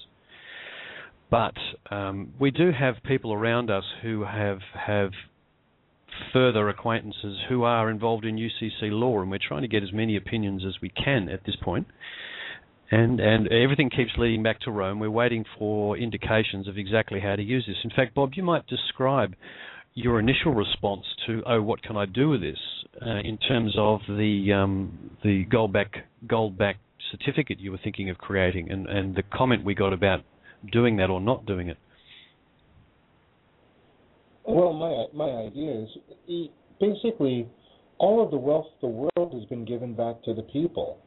All of the wealth of this planet is supremely rich.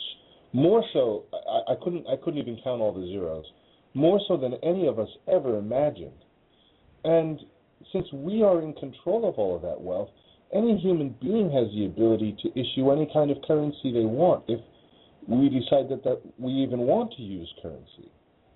So typically, you have a shared wealth, whatever that value is, you can, print out a certificate, based on that wealth. A gold certificate for however much currency it is that you need, and then use it for trade. But it's your energy that gives it credit. It's you the living person, the work and your contribution to being here on this planet is basically what you're trading. And I really envision a world where we don't need to have a paper symbol of that, but in the interim, it may be something that we will use for a period of time. And we actually, one of the things we have to get our heads around is the fact that the value comes from us. We are the signatories now for that value. In fact, we always were, but the system wouldn't allow you to do that, or at least it convinced us that we weren't allowed to do that. And what we've been given is permission to accept, to believe that we actually do, and this is actually us reclaiming our birthright. This is our share of the equity of this world by virtue of the fact we're born and are a living being on this world, and that's what it comes down to. It's that particular aspect. which is an area that we've never been allowed near by the system. The system was controlling that equity.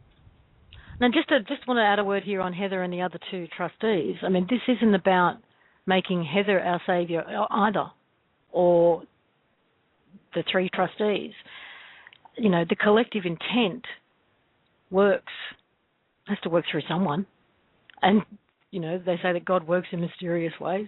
I mean, it wasn't I don't think the idea was going to occur to all of us at the same time about how to get this done.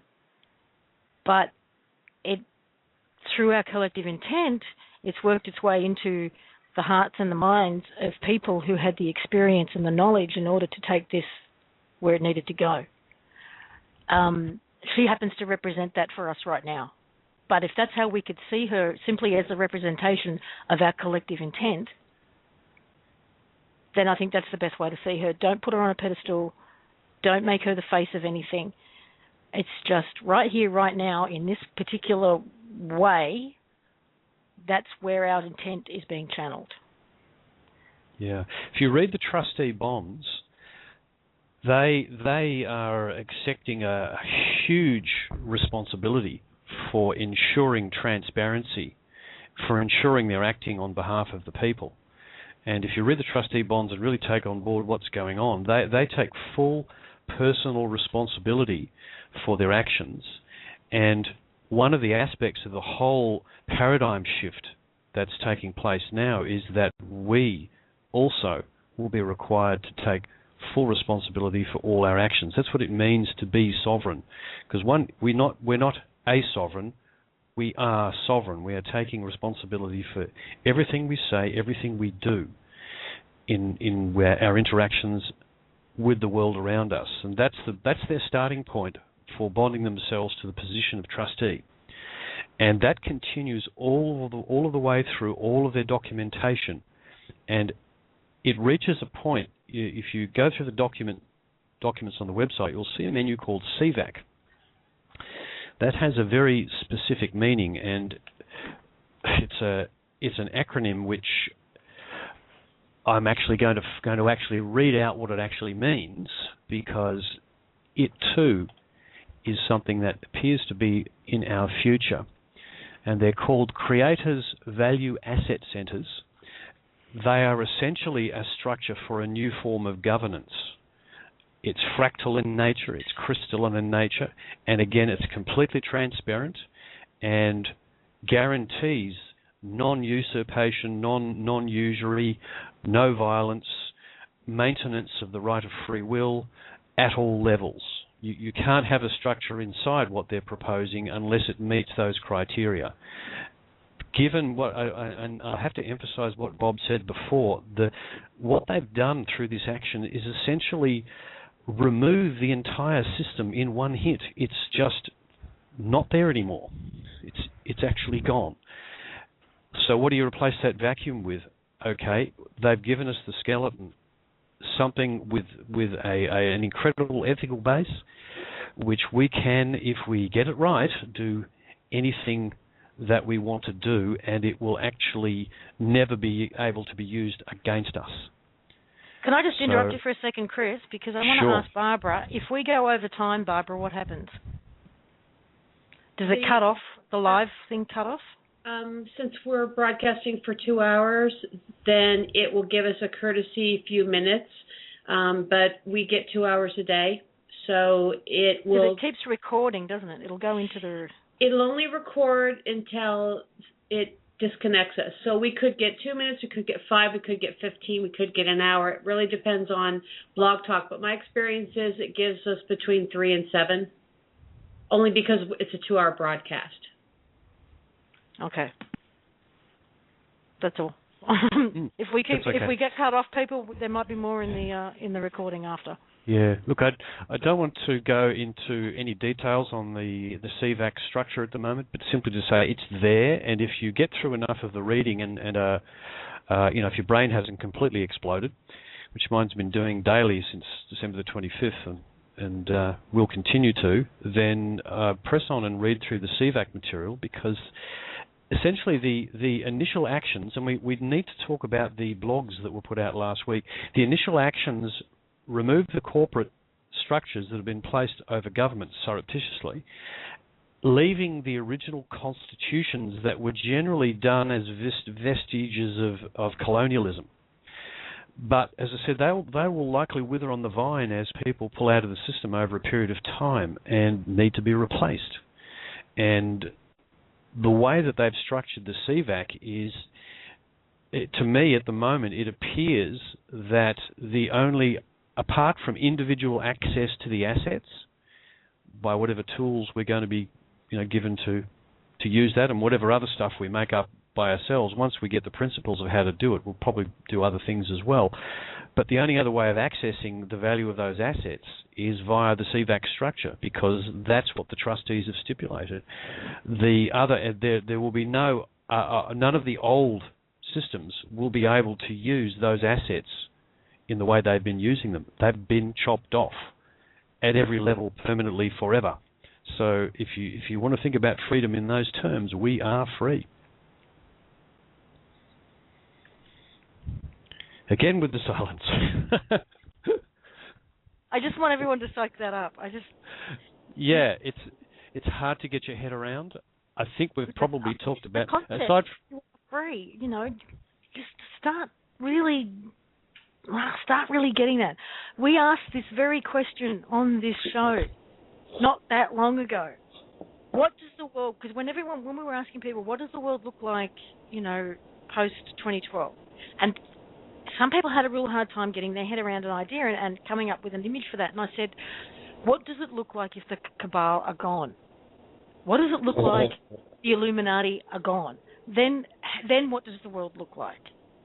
There's a scripture. It might just have happened. There's a scripture in the Bible, a prophecy in the Bible, and I'll just quote it because it's relevant. It says, "The hour is coming, and the wicked one will be no more. You will certainly pay attention to his place, but he simply will not be." And wow. Look at, and it's almost like one of those things where everybody's just kind of like in shock. Is it okay?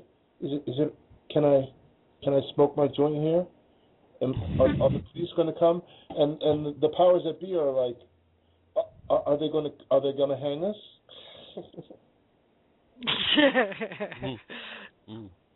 Yeah.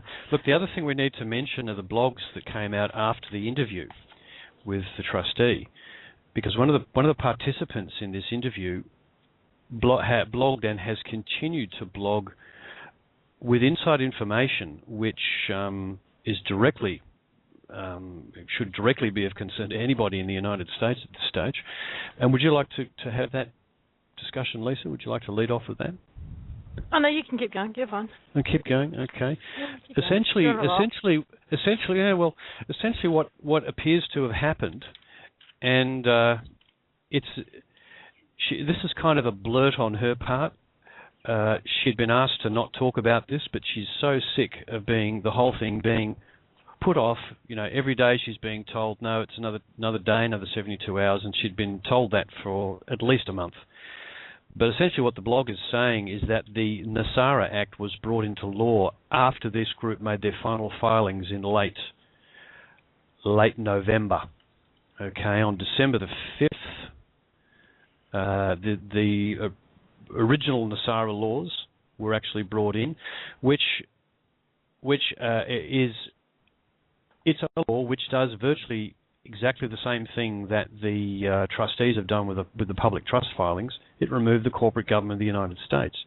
And according to this blog, the American president is now the speaker, Mr. Boner. President Obama probably won't be inaugurated.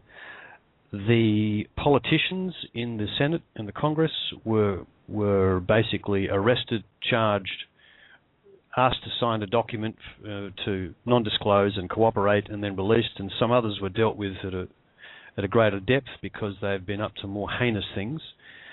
Now, just to add to that, Chris, there was a confirmation of sorts from somebody who was in Reno during December, who said they were personally aware of Obama being arrested and released. Now that news came through in December, earlier in December. Now, what Dee's blog post talking about the catch and release program only went live a couple of days ago. Yep. So the information about things going on in the background is absolutely bursting at the seams.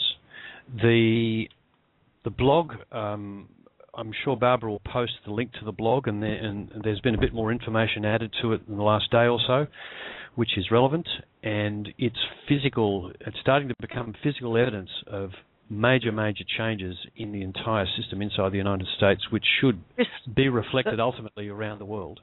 Chris, the blog is called what again? Breaking the Shackles? Removing the Shackles. Removing the Shackles. And the writer is a person known as Dee, and she was one of the ones involved in the interview with Heather Tucci-Giraffe, who's one of the trustees. And we've only got 5 minutes or so to go to the end of the show, so we probably need to end this discussion here and do a roundup. If you can round something like this up, I mean, well, how do you round this up? Well, you don't. We just have to let everybody know what's happening. We're aware of it. We want you guys to be aware of it. Do your own research, but get into that mindset of, things are happening. Things are happening, people, and this is the outcome of the collective intent we've been putting out there for a very long time. And it's not just the people on this show and participating on the show. We're talking about humanity at large has been putting out a call for this. A call for freedom.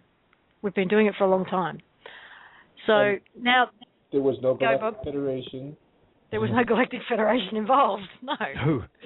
No Ascension Chambers? No, it was all us.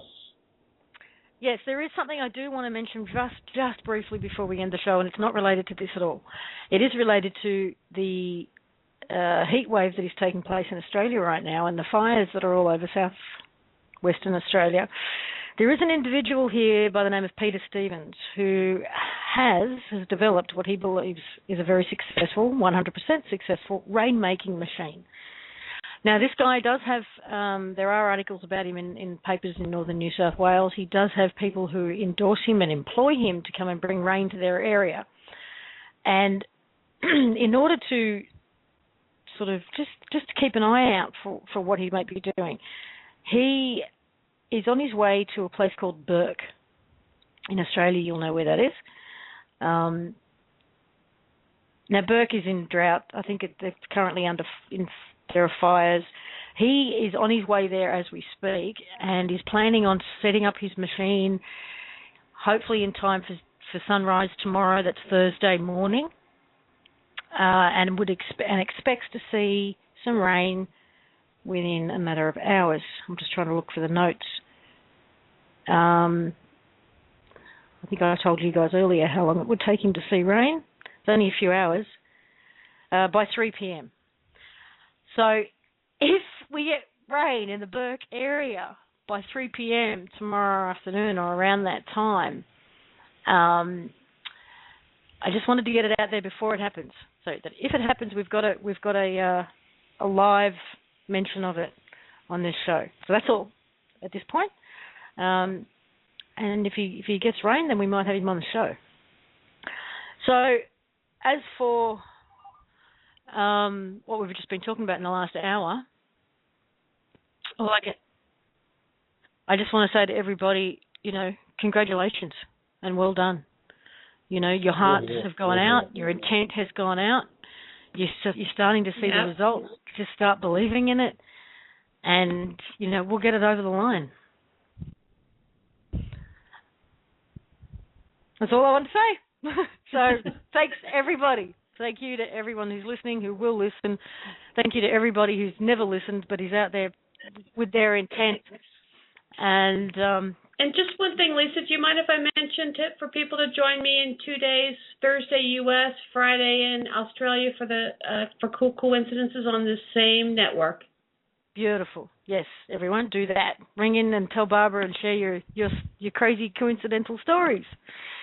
And we will see you same time, same bat channel next week. And I'm sure there'll be lots more to talk about between now and then that'll go down.